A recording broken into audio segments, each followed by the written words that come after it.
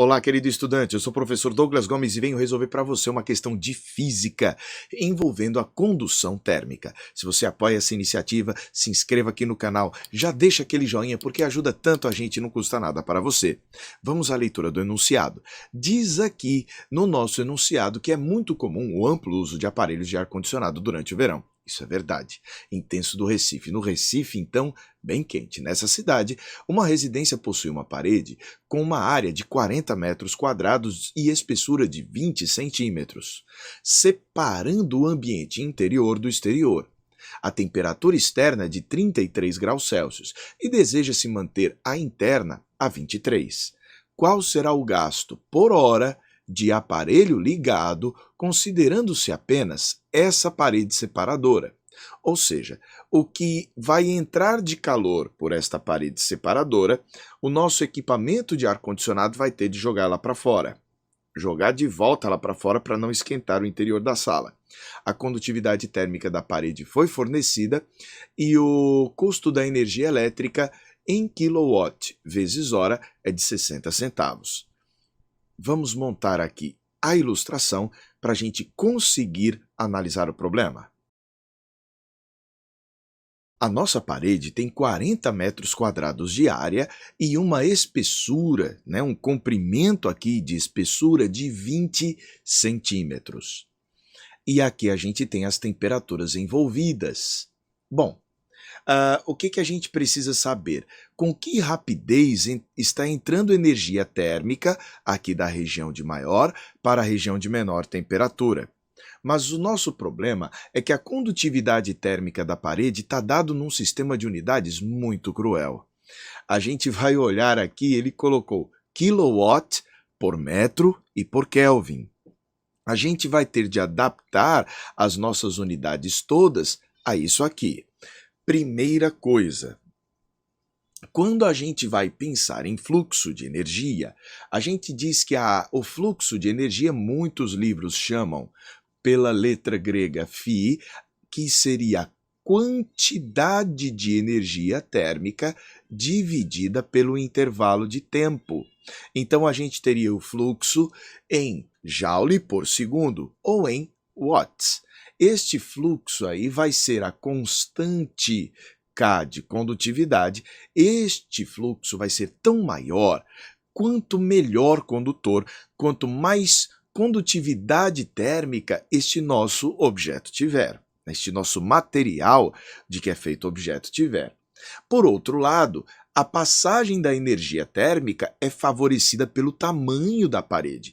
Quanto maior o tamanho da parede, mais rapidamente a energia térmica vai atravessá-la. Você concorda comigo? Se você tiver uma paredinha pequena, pouca energia térmica vai conseguir passar por ela.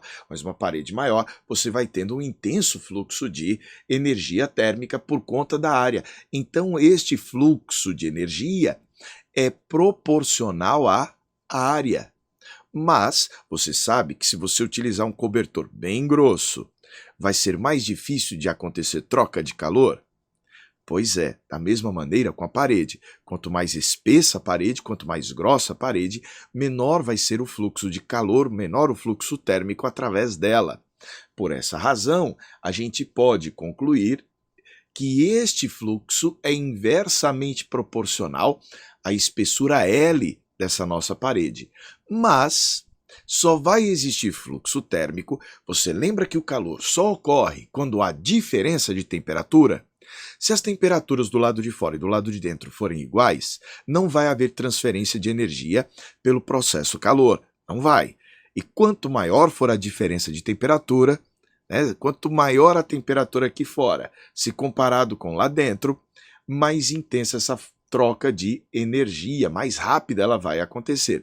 De tal maneira que a gente pode colocar que este fluxo é proporcional a essa diferença entre a temperatura maior e a temperatura menor. Assim vai acontecer. Douglas, então está ok. Eu consigo encontrar essa diferença de temperatura? Consegue. 33 graus Celsius menos 23 graus Celsius. E aqui acontece um lance interessante. Se a diferença entre a temperatura maior e a temperatura menor for igual 33 menos 23 a 10 graus Celsius, a diferença entre elas em Kelvin também será igual a 10 Kelvin. Douglas, por quê? A escala Kelvin ela tem a mesma variação da escala Celsius. Como assim? A temperatura de fusão do gelo, na escala Celsius, é 0 graus, e ebulição da água, 100. Então, de 0 a 100.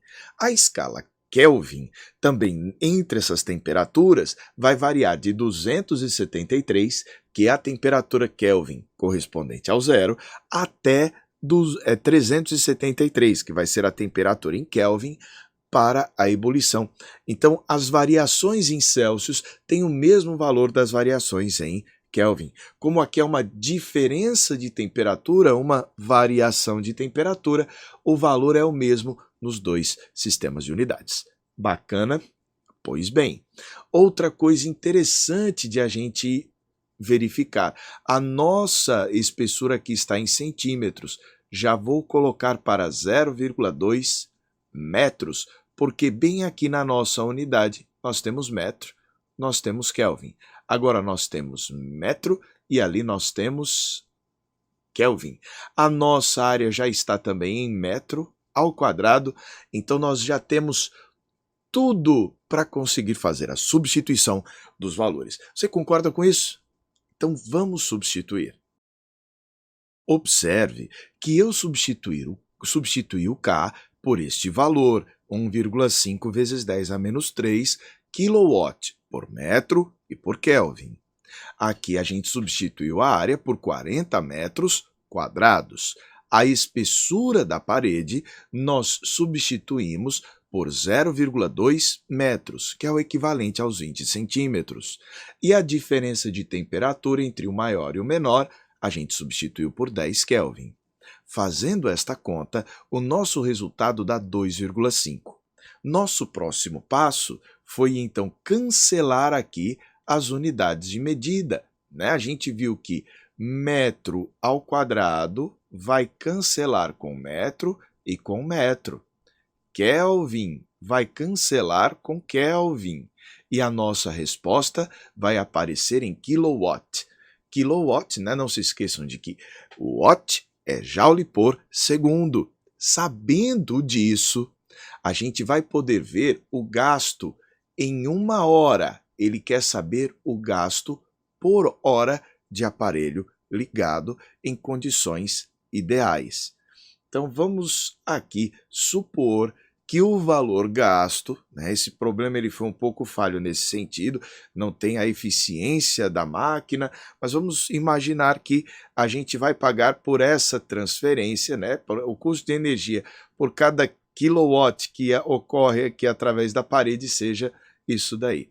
Nós vamos aqui, então, fazer a nossa conta, porque se você gastou em uma hora, vamos fazer aqui a conta bonitinha.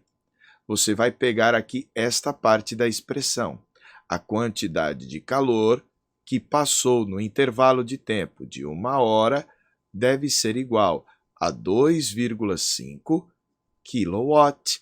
Passe essa uma hora para lá, que você vai encontrar a quantidade de calor igual a 2,5 kW vezes hora. Observe que a gente pode fazer uma regra de 3. A gente sabe que 1 kW vezes hora de energia custa 60 centavos de real. Então, nós vamos dizer que 2,5 kWh de energia vai custar um valor X. A resolução desta regra de 3 vai ser igual a 1,5 reais. Então, nós vamos dizer que o valor de X que a gente vai gastar é igual a 1,5 R$ 1,50 por cada hora de uso do equipamento, se a gente pagar por cada quilowatt-hora que atravessa essa parede, este valor. Talvez você se pergunte, Douglas, o que é 1 kW vezes hora? Vou aqui tentar te explicar com uma relação matemática. 1 kW vezes hora são 1000 watts vezes 3.600 segundos, né? Quilo é o mesmo que 1000 e hora é a mesma coisa que 3.600 segundos. Então, o resultado disso são 3.600.000 watt vezes segundo, mas o watt significa joule por segundo.